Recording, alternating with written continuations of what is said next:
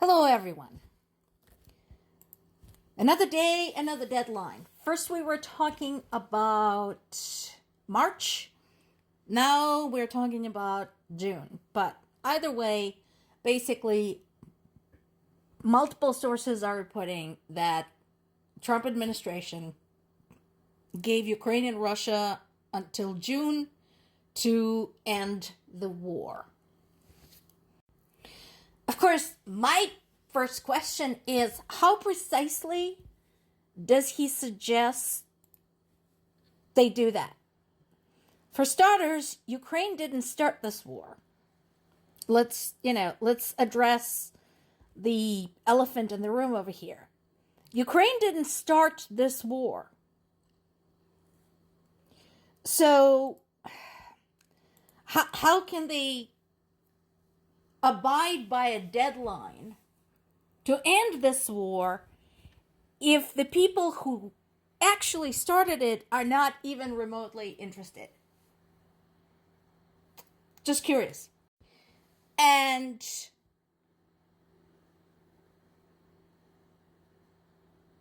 also, what does the US plan to do about this?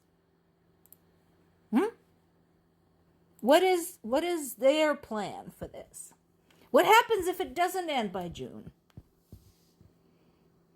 Probably going to be a lot of complaining. That much we can imagine.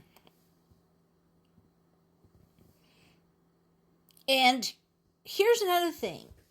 Once again, the ultimate injustice here is that this administration has been putting most of the pressure on Ukraine while showing extreme levels of disrespect for Ukraine by A, laying equal blame, if not greater blame, for the war on Ukraine, and B, the fact that U.S. representatives who are in charge of this whole thing, Kushner and Witkoff, have yet to finish with their business in Russia, eating chebureki there, and come to the fucking Ukraine. They still haven't done it. They still haven't been. All of the times they met with the Ukrainian delegation was somewhere else. How can they possibly talk about Ukraine's position and all of this with any degree of intelligence if they have never been there? Meanwhile, Ukraine once again is following the principle that the best missile is not the one that's been shot down, but the one that was never manufactured to begin with. So they hit a cruise missile fuel facility in Tver region and sparked a massive fire, which is fine. This is actually an experimental plant. This produces components for diesel and AM rocket fuel and fuel additives for diesel and aviation kerosene. So that is damage. That's good. And of course, yeah, you don't need much there. Once again, you don't need a huge attack. You don't need to do what Russia is doing, which is like basically sending everything they can against Ukraine. You just need one. You need one drone to get there. Yeah, you send several, but all that needs to happen is for one not to get shut down, or if it does get shut down, to get shut down right over the final destination. Because as we know, burning bits of drones can still fall down at great speed, and if they fall somewhere where we are talking kerosene and additives and fuels, etc., it's going to make a big boom, which is exactly what happened. So while Ukraine continues doing the job of protecting the world from Russia, I want to ask the U.S. government how they plan to resolve this problem before June.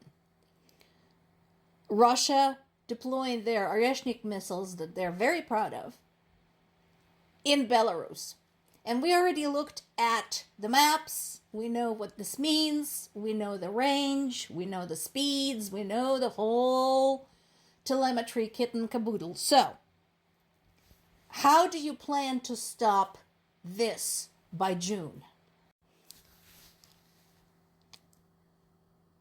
This is an intermediate range ballistic missile capable of carrying a nuclear warhead.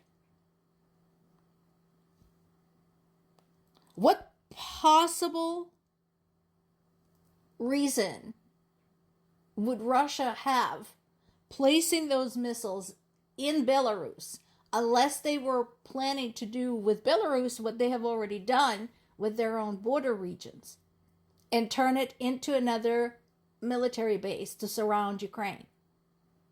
And once again, look at the fucking map. Look at who Belarus has borders with.